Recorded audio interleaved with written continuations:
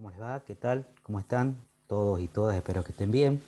Bueno, vamos a ver en este video, que es el último correspondiente al programa, el programa oficial que tenemos en la Universidad Tecnológica Nacional y obviamente que lo tenemos aquí en la Facultad Regional Córdoba, nuestra querida facultad. Como ustedes ya lo hemos hablado, ¿no? Tienen que tener todo lo previo analizado, visto, interpretado, porque esto se aplica, se utiliza. Es decir, que no pueden estar viendo temas en forma aislada, sino que tienen que de alguna manera haber visto lo anterior para interpretar lo que viene. Y en este caso es así. Estos temas, que son los últimos temas que vamos a ver, tienen que ver justamente con lo que ya habíamos analizado antes. Por ejemplo, integrales impropias es uno de los temas y es en donde ustedes tienen que tratar de ver cómo se resuelven y en la parte teórica, por qué se resuelve de esa manera, una integral cuyos extremos de integración no son valores reales. O en el caso que sean valores reales, hay algún punto o algunos puntos que pertenecen a ese intervalo de integración en los cuales tiene la función, la gráfica, una discontinuidad o un punto en los cuales no se puede analizar, entonces hay que utilizar los métodos de lo que especifica la integral impropia. Vamos a ver que hay dos grandes clasificaciones de estas integrales impropias. También vamos a ver la aplicación de lo que es la integral definida, en este caso.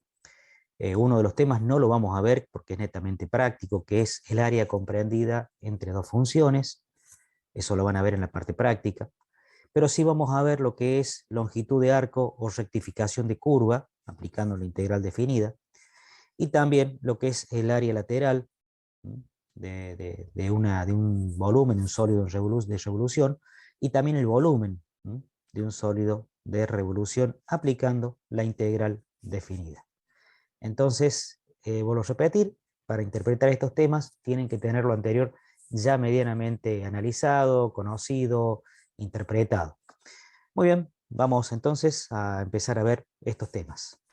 Vamos a ver integrales impropias, qué significado tienen, son integrales definidas particulares por algunas situaciones que se presentan específicamente o en los extremos de integración o en algún punto o algunos puntos que pertenecen a ese intervalo de integración.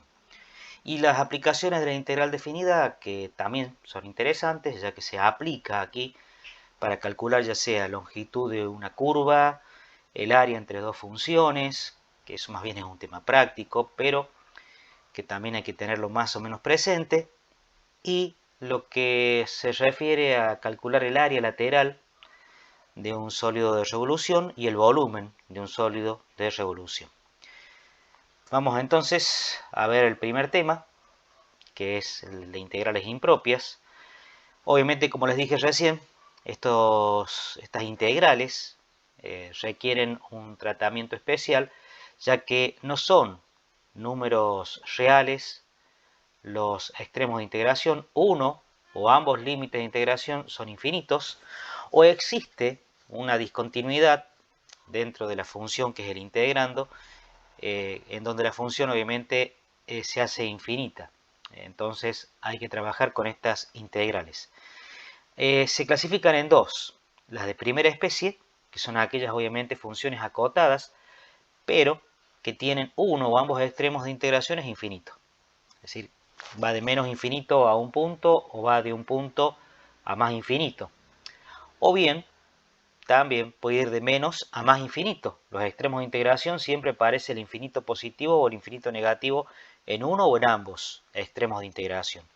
Y los de segunda especie son aquellas integrales que tienen sus extremos finitos, o sea, son valores reales. La función va con extremos de integración de a b, son los extremos de integración a y b, pero puede que en alguno de esos extremos o en ambos exista una asíntota vertical o bien presente en algún punto o en algunos puntos intermedios discontinuidades, ya que es una función no acotada. Entonces, en este caso, también hay que aplicar la resolución a través de integrales impropias. Con respecto a las primeras, las integrales impropias de primera especie, dijimos que eran las que tenían uno o ambos extremos de integración con el infinito presente. El caso A es cuando, por ejemplo, tengo desde un punto hasta más infinito. Acá lo ven ustedes en la gráfica. Entonces, tengo un intervalo, obviamente semiabierto o semicerrado, cuyo extremo inferior es una constante, ahí la incluye, y el extremo superior obviamente es abierto porque es el infinito positivo. Por lo tanto, la integral que yo tengo que encontrar del área esa comprendida entre a e infinito es esta integral. No se puede resolver directamente porque uno de sus extremos es infinito. ¿Qué se tiene que hacer entonces? Y se la define como el límite. ¿Qué se utiliza aquí? Se utiliza una variable t, que es un punto que está muy próximo, un valor muy grande, ese t es un valor muy grande, pero que tomamos el límite de esa integral cuando t tiende a más infinito.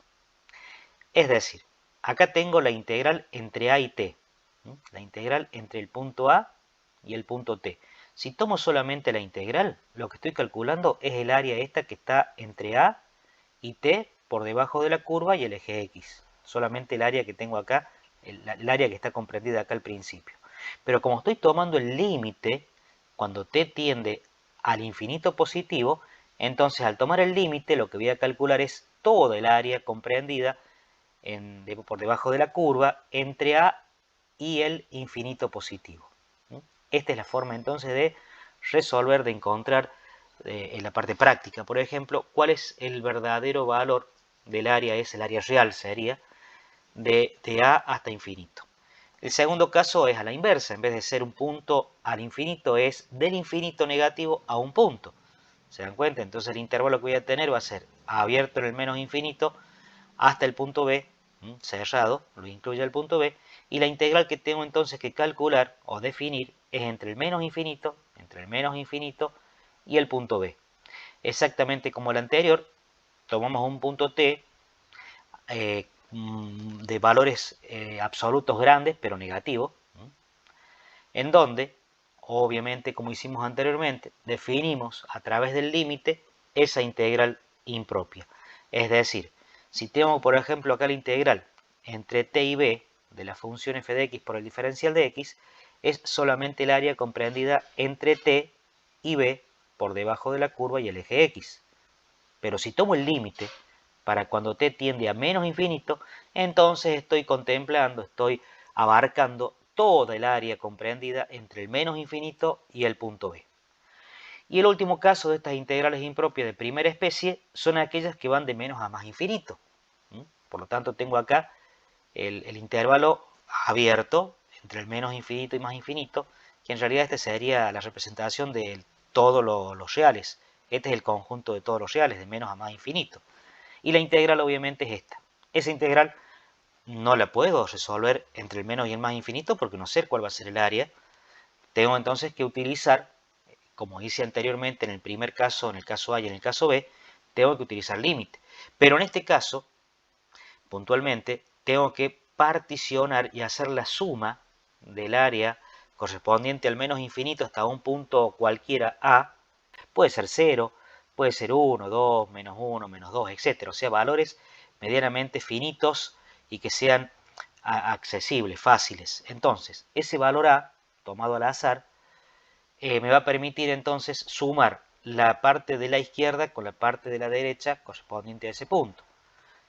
Fíjense, yo tomo de menos infinito hasta A y le sumo desde A hasta más infinito. Entonces tengo aquí las dos anteriores. La primera de menos infinito hasta el punto A sería esta, la que corresponde acá al caso B.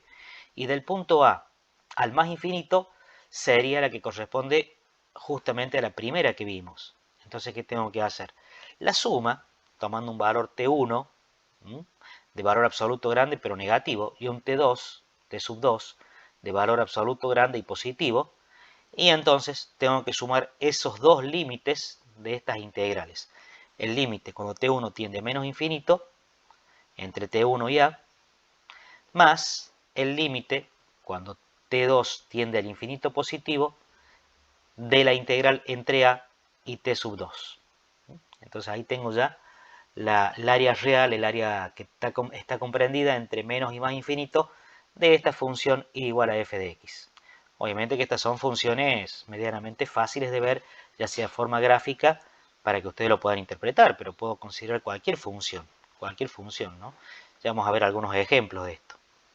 Las integrales ahora de segunda especie, también tenemos tres casos, que ese es cuando dijimos teníamos algún punto en donde la función o bien tenía una discontinuidad o incluso uno de sus extremos es una asíntota vertical.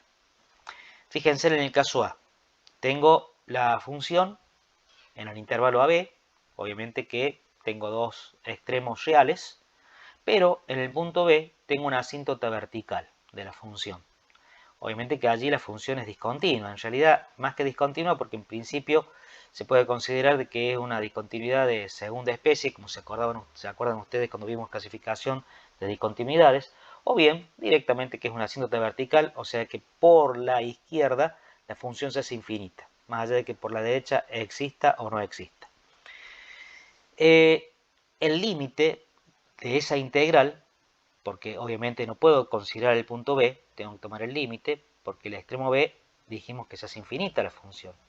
Entonces al hacerse infinita, tengo que considerar un punto cercano al punto B, llamado t, y tomar el límite cuando t tiende por la izquierda al punto B. Fíjense, el límite cuando t tiende al B supra menos, que significa que es el límite lateral izquierdo respecto del punto B, entre A y T. Entre A y T. Entonces ahí sí voy a tener, cuando tomo el límite y T tiende a B por la izquierda, obviamente que tomando el límite considero todo el área que tengo entre A y B, por más que en B tengo una asíntota vertical.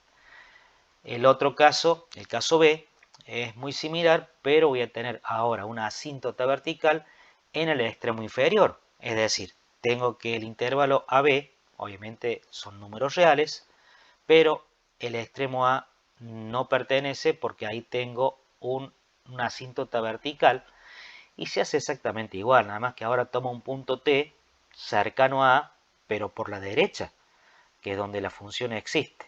Por la izquierda no. Por lo tanto, ¿qué se hace?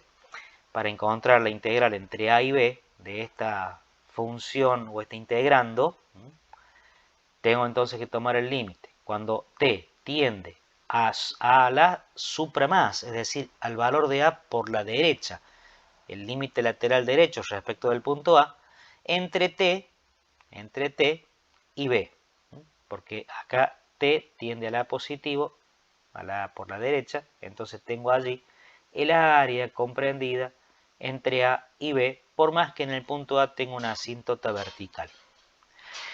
¿Qué sucede ahora si tengo el caso C? Si tengo un punto de discontinuidad, por ejemplo, entre el intervalo AB hay un punto C en donde la función tiene una asíntota vertical.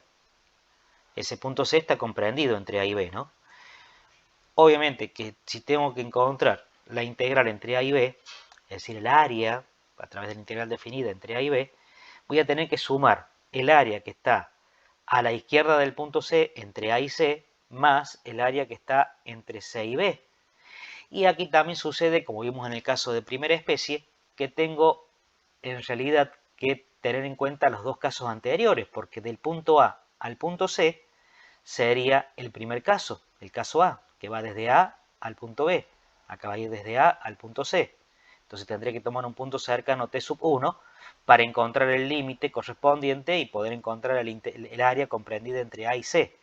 Y sumarle la integral entre C y B, que sería el segundo caso. Entre C, que es asíntota vertical, que sería este, que acá le pusimos A en el segundo caso, en el caso B, hasta el punto B. ¿Cómo se hace? Bueno, como les dije, se toma el límite cuando T1 tiende al límite lateral izquierdo del punto C, al límite lateral izquierdo del punto C, T1 tiende al límite lateral izquierdo del punto C, y esa va a ser la integral entonces entre A y T1, tomando el límite, ¿no? Más el límite de la otra integral, es decir, el límite cuando T sub 2 tiende al límite lateral derecho, tiende a C por la derecha, es decir, tiende a C supra más, el límite S de t sub 2 cuando tiende a C supra de la integral entre t sub 2 y B. Y ahí tengo entonces la otra área comprendida entre C y B, y ambas se suman para darme el área total entre el punto A y el punto B, que son los extremos de integración.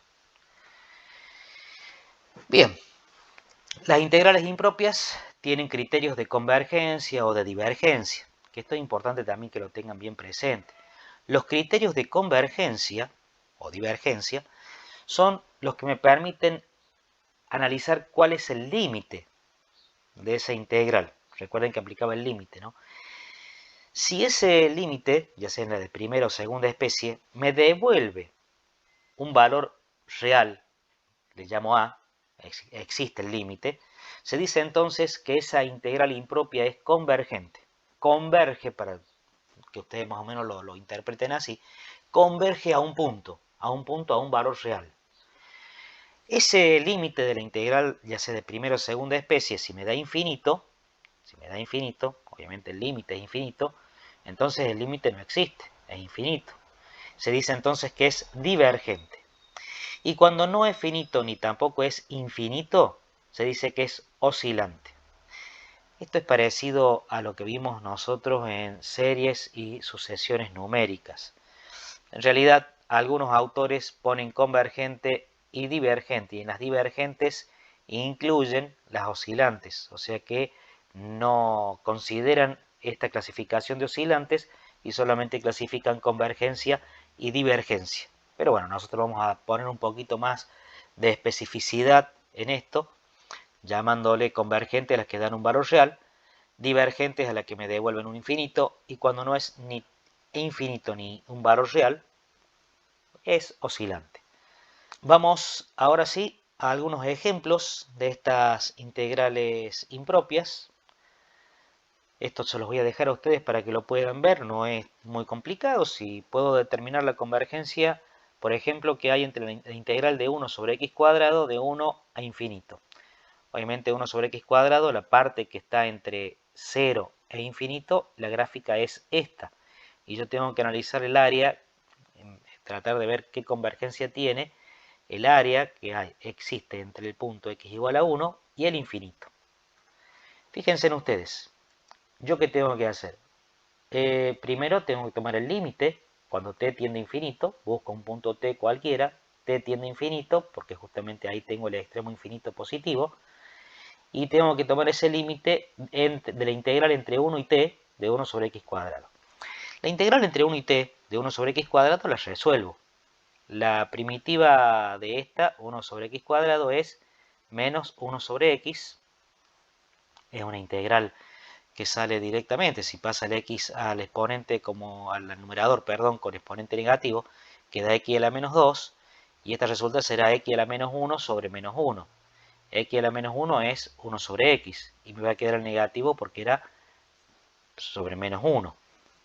Entre 1 y t, si ahora resuelvo, aplicando la regla de Barrow, queda menos 1 sobre t, valuada en el extremo superior, menos 1 sobre 1, pero menos me queda más. Y si yo tengo 1 sobre t más 1, pero t tiende a infinito, 1 sobre infinito, por más que sea negativo, se hace 0. 0 más 1 es 1. ¿Se dan cuenta? Entonces, el área comprendida entre esta función 1 sobre x cuadrado y el eje x entre 1 e infinito es igual a la unidad. Es una unidad de área.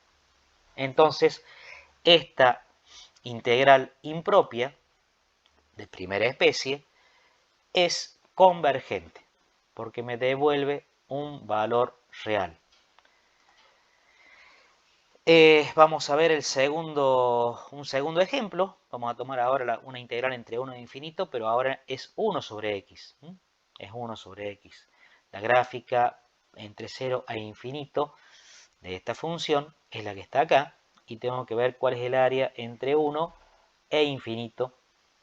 Por lo tanto, hago exactamente lo mismo. Tomo el límite cuando t tiende a infinito, considerando un punto t acá, para poder encontrar el resultado de esta integral impropia. El 1 sobre x es una integral inmediata, es el logaritmo de x, valuada entre t y 1. Aplico Barrow, entonces ¿qué tengo que hacer? Tengo que evaluar el logaritmo neperiano de t menos el logaritmo neperiano de 1. El logaritmo neperiano de 1 es 0, o sea que me queda directamente el logaritmo neperiano de t. Pero cuando t tiende a infinito, el límite de ese logaritmo es el logaritmo de infinito, que es infinito. Por lo tanto, el área comprendida entre 1 e infinito de esta función 1 sobre x es infinito. ¿Qué indica eso? De que estamos en presencia de una integral impropia divergente, porque el resultado es infinito. Bueno, el tema siguiente es la aplicación, o las aplicaciones, mejor dicho, de la integral definida. La primera aplicación, que se ve más que nada en la parte práctica, hace referencia al área comprendida entre dos funciones. Vuelvo a repetir, es un netamente práctico este tema, pero vamos a hacer acá una pequeña aclaración de qué se trata. Por ejemplo, tenemos una función y igual a g de x y una función y igual a f de x, y a través de la integral definida yo puedo calcular el área comprendida entre esas dos gráficas, entre esas dos funciones. ¿De qué manera? Bueno, si yo hago la resta, no importa el orden, cuál es el minuendo y cuál es sustraendo, porque en realidad acuérdense que al sacar la integral es valor de área, es valor absoluto. No importa, si me da negativo es porque hice la resta de la que está por debajo, g de x menos f de x. Pero no importa si es negativo, insisto, porque es valor absoluto. Si yo hago la diferencia de esas dos funciones y le igualo a 0 para encontrar cuáles son los valores de x que hacen 0 esta diferencia, son los que tienen igual valor de ordenada.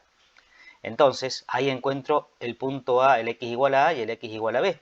Es decir, los puntos de abscisa de las intersecciones de esas dos funciones. Y posteriormente, lo que hay que hacer es tomar justamente la integral definida entre A y B de esa diferencia y tras la resolución de esto, aplicando incluso la regla de Barrow, encuentro el valor del área. Esa sería entonces la primera aplicación que pueden ustedes trabajarla en la parte práctica sobre todo. O sea que acá no más de eso porque no es un desarrollo teórico. Sí lo es, por ejemplo, la longitud de arco o rectificación de curva, que es la medida o la distancia que existe entre un punto y otro a lo largo de una función en el cual es una unidad lineal. Es una unidad lineal. Por ejemplo, ¿cuánto vale de A hasta B? La longitud que existe justamente en esa gráfica. Es muy simple. A ver, así como ustedes para sacar el área por debajo de la gráfica, según Riemann, hacían particiones y eso determinaba rectángulos cuyas áreas por debajo era por defecto y cuyas áreas por encima, los rectángulos que estaban por encima de esas particiones eran por exceso. Después Darbox agrega un punto intermedio, bueno, eso ya lo vimos en videos anteriores. En este caso, para sacar la longitud que tiene este arco, que también se llama rectificación de curva, ¿no? Es como si a la curva la rectificáramos, la abriéramos a la curva y midiéramos cuánto mide. Se trazan puntos. Acá, por ejemplo, entre A y B tracé dos puntos, y quedan entonces definidos tres sectores, en los cuales yo tomo uno como representativo. Acuérdense que es I latina, el delta LI, el delta XI y el delta I sub I, es un rectángulo representativo de todos los rectángulos que pueden aparecer en los diferentes puntos que yo he marcado. Y lo que queremos encontrar justamente es L.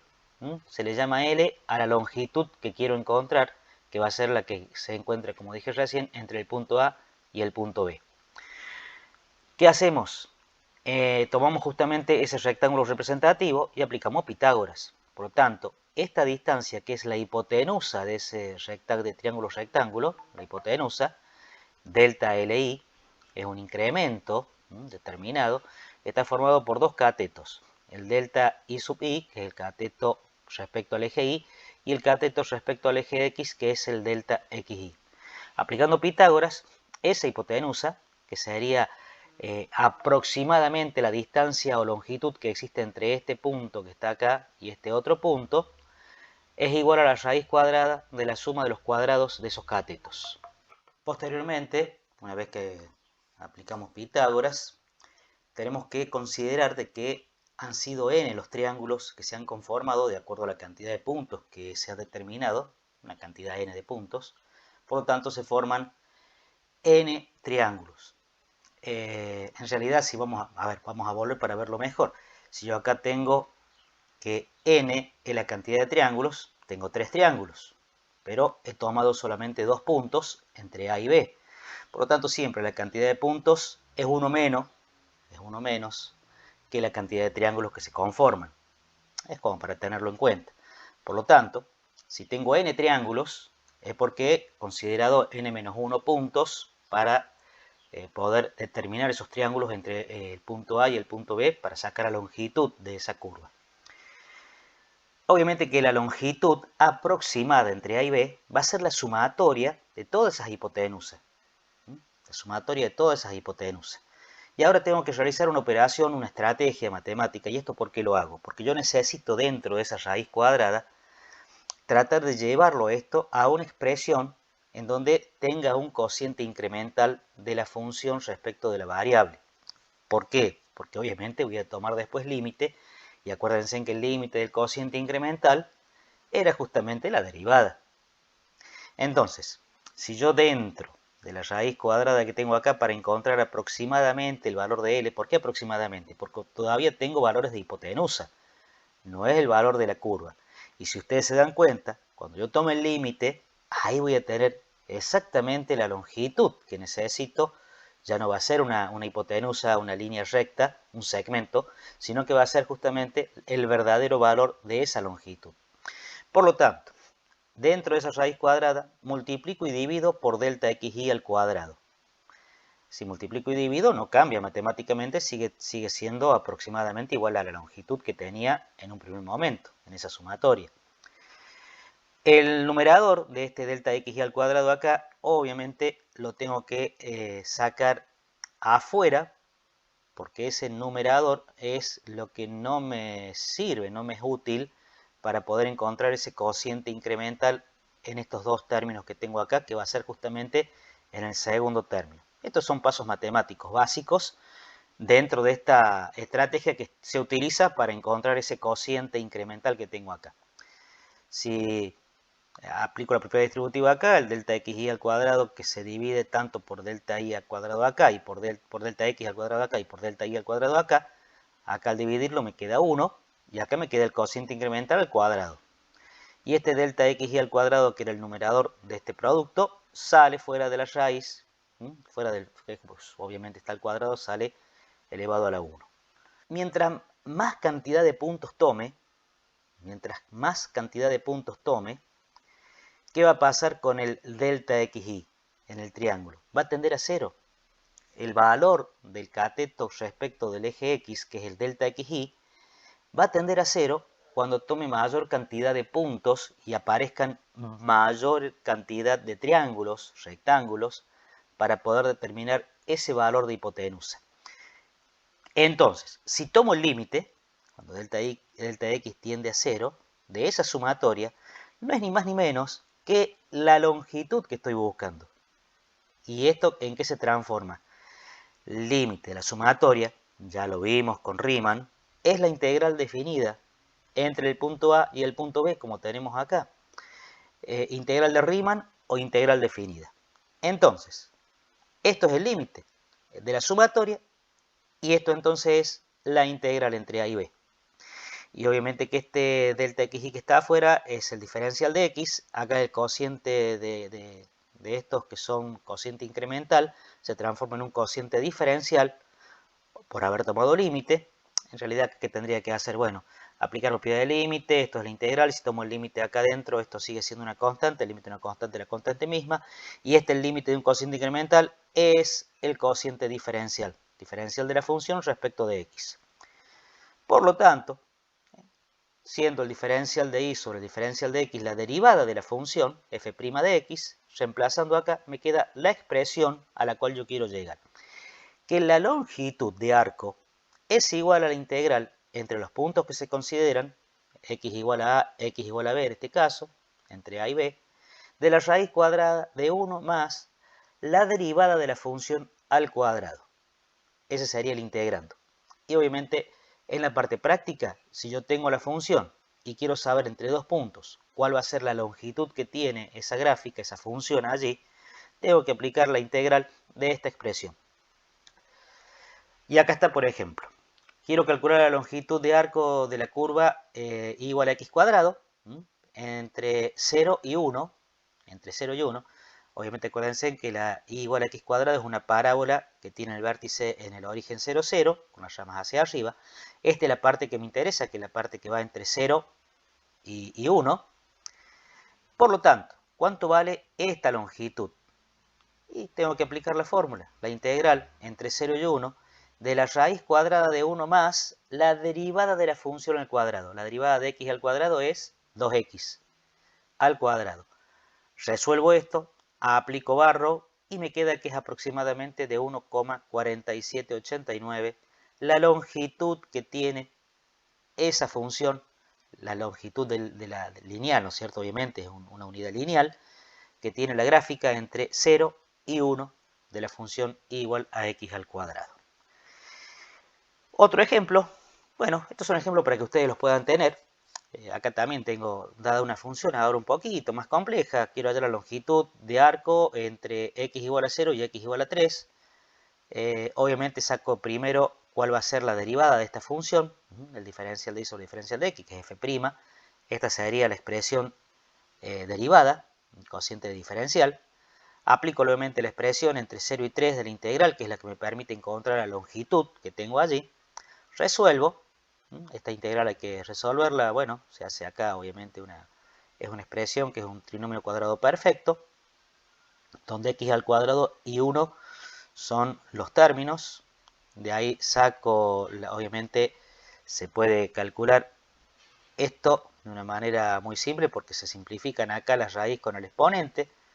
Resuelvo esto aplicando obviamente la regla de Barrow, que acá no está desarrollada, pero ya ustedes ya lo tienen, creo yo, comprendido cómo se aplica, ¿no es cierto? Se reemplaza esto por 3 y se le resta a esto reemplazado por 0, y eso en valor absoluto. Y me da 12, que es unidades de longitud. Por lo tanto, la longitud de esta función entre el punto 0 y el punto 3 vale 12 unidades de longitud. La otra aplicación de esta integral definida es el área de una superficie de revolución. Es decir, es el área lateral que tengo de un cuerpo. Para esto se aclara que se tiene que tomar y siempre considerar, para poder calcular esa área, de cuerpos que tengan cierta simetría, que sean simétricos respecto al eje, que en este caso va a ser el eje X. Fíjense, si yo quiero sacar cuál es el área lateral de este cuerpo, entre el x igual a A y el x igual a B, una determinada porción, quiero saber cuánto vale todo lo que está alrededor, la superficie o el área que está alrededor de este cuerpo, es el área lateral. Siendo la longitud, por ejemplo, bueno, acá tenemos el cuerpo, y siendo la longitud, recordando, ¿no?, que la longitud de la circunferencia la longitud de una circunferencia es 2pi por radio. En el ejemplo gráfico el radio está representado, ¿por qué? Fíjense en acá, voy a tomar un diferencial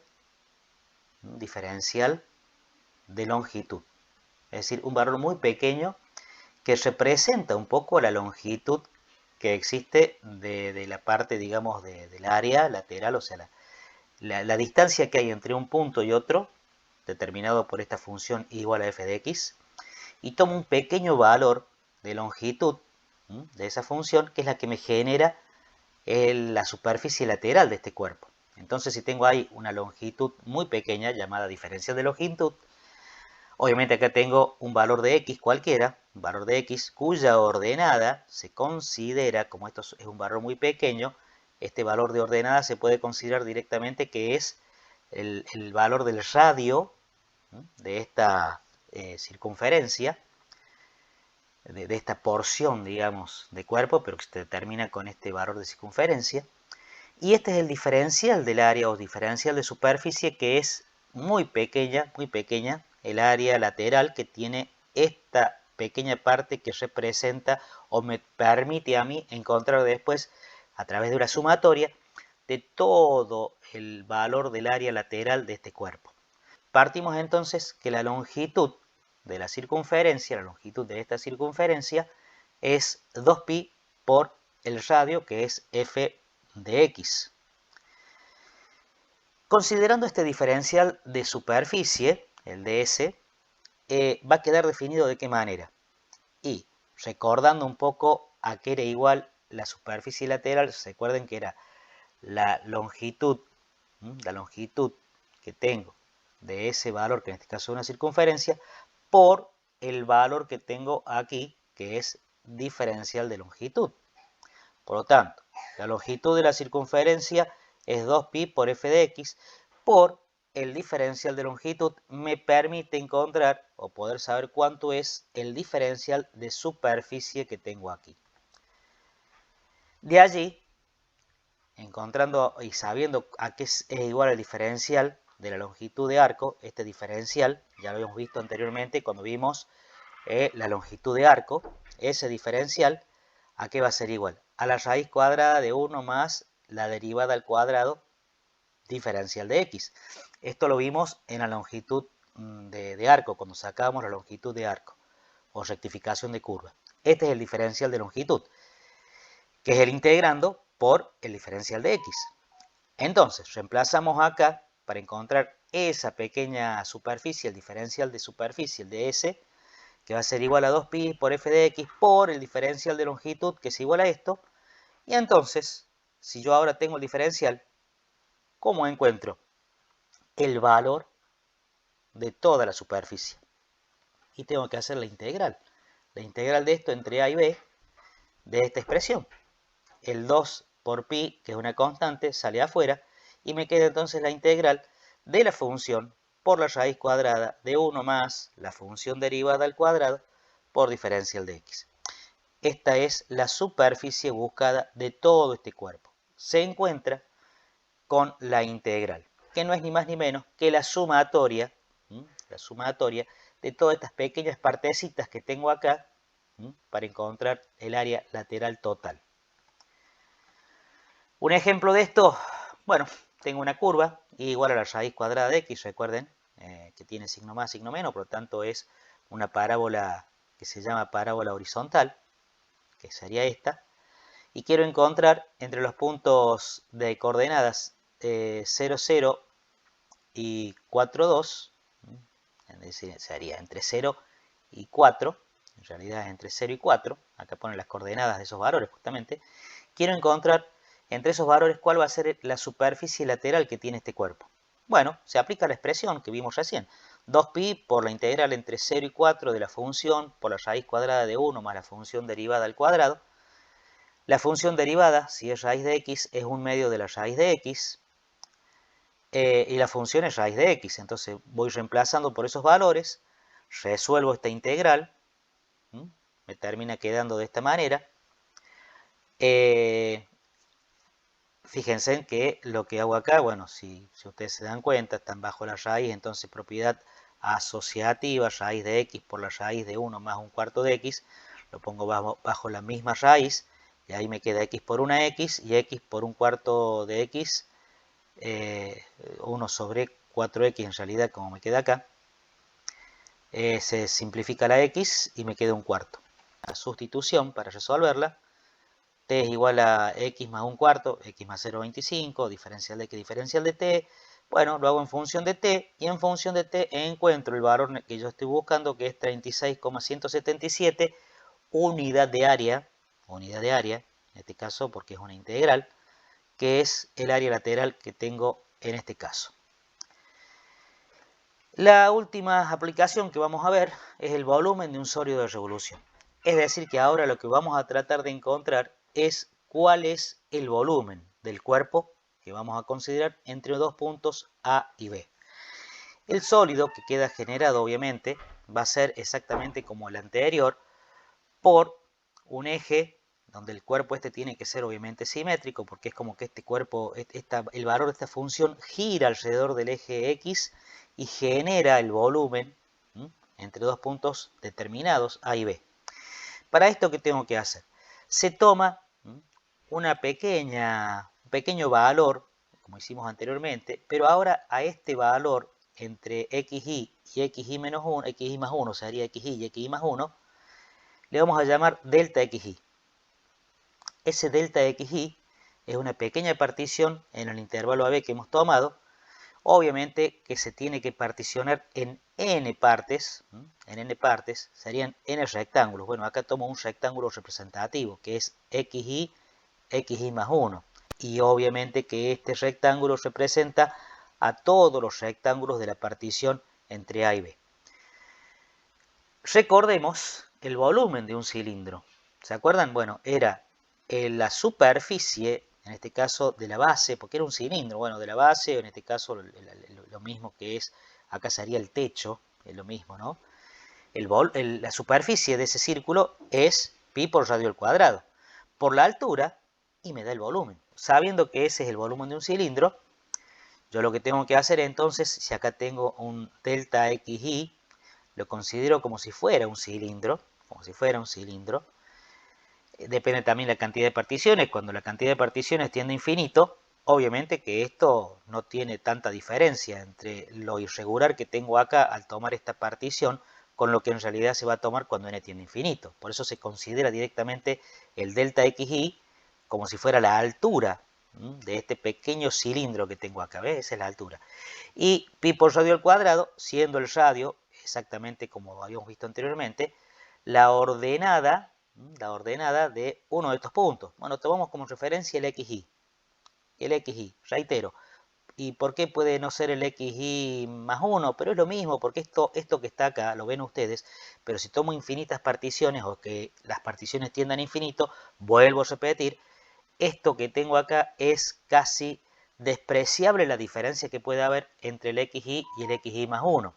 Por lo tanto, tomo el xy acá. La función f de xy, que sería la ordenada de este punto, este puntito que está acá, esta ordenada, sería el valor del radio. Por lo tanto, acá si el volumen es pi por radio al cuadrado por altura, esto va a ser pi por f de xy al cuadrado, que sería la superficie de este círculo, por la altura, que no es ni más ni menos que el delta xy. Entonces, eso me va a dar un delta del volumen, de ese volumen que me representa acá a todos los pequeños volúmenes que van a haber. Por eso se le pone que es el incremento de ese volumen. Una vez que tengo ese incremento del volumen, que acá lo estoy viendo un poquito más en detalle, tengo el delta xy, tengo la f de xy, que sería el valor del radio, y todo este cuerpo tiene un volumen, al cual le llamo delta v sub i. Si tengo ya el volumen, haciendo la sumatoria ahora de todos esos cilindros cuando tengo una cantidad de n particiones, entonces el volumen total va a ser aproximadamente igual, porque acuérdense que depende de las particiones que haga, por más que haga muchísimas particiones siempre va a haber un valor aproximado, porque no estoy todavía tomando el límite. ¿A qué va a ser igual entonces? Y bueno, si hago la sumatoria de todos esos volúmenes de las particiones que haya tomado, obviamente que ya voy a encontrar una aproximación al volumen que yo quiero encontrar, justamente el que quiero saber. Esa aproximación a ese volumen va a ser pi, siendo pi una constante en la sumatoria sale afuera como un factor común, por eso está fuera de la sumatoria. La sumatoria de los valores que van de 1 a n de la función de xy al cuadrado por delta xy. Ahí tengo el valor aproximado del volumen. Si tengo la sumatoria, ¿cómo hago para encontrar el valor real del volumen? El valor real. Y si tengo la sumatoria, tengo que aplicar el límite cuando delta x tiende a 0. Porque cuando este delta x tiende a 0, es porque he hecho n tender a infinito. Entonces tomo el límite de esto cuando delta x tiende a 0, o bien que n tiende a infinito, y me queda que el volumen ya, el verdadero valor del volumen, estos son unidades de volumen, obviamente, va a ser igual al límite de esta expresión. Obviamente la constante pi sale afuera y el límite de la sumatoria no es ni más ni menos que la integral entre los puntos que yo he considerado, en este caso punto A y B, ¿de qué? De la función elevada al cuadrado. Fíjense en lo simple que llegamos a la expresión del volumen real de un cuerpo o de un sólido de revolución, como dijimos. Un ejemplo de esto lo hacemos con el volumen de una esfera de radio R. Queremos saber ese volumen. Bueno, nos tenemos que acordar, acá tengo un poco el corte transversal para verlo mejor, el radio. La ecuación de la circunferencia con centro en el origen es x cuadrado más y cuadrado igual a r cuadrado. De ahí despejo y, me va a quedar que va a ser la raíz cuadrada de r cuadrado menos x cuadrado. Esa sería la función. Por lo tanto, aplico la fórmula que me dice que el volumen de esta esfera va a ser igual a pi por la integral entre a y b. Entre a y b sería acá entre menos radio y más radio, ¿no? Entre el menos radio y el más radio, como si acá fuera el 0. Entonces a la izquierda tengo el radio negativo, la unidad de radio negativo, y hacia la derecha la unidad de radio, también el mismo valor absoluto, pero positivo.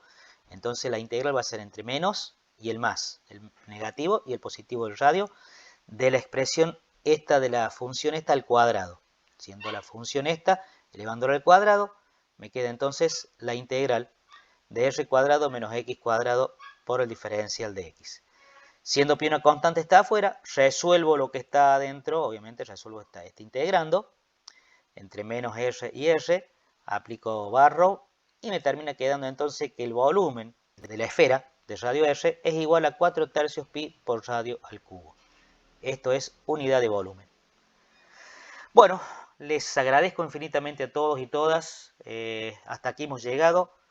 Ha sido realmente un placer haber realizado todo este trabajo para ustedes y que lo puedan aprovechar, que les sea útil y que los aproxime un poco más al conocimiento de lo que es justamente esta materia, análisis matemático 1, y particularmente en el caso nuestro, que corresponde al programa de la Universidad Tecnológica Nacional y nuestra querida Facultad Regional Córdoba. Muchos éxitos, a cuidarse y a no bajar los brazos. Un abrazo grande para todos y todas. Muchísimas gracias.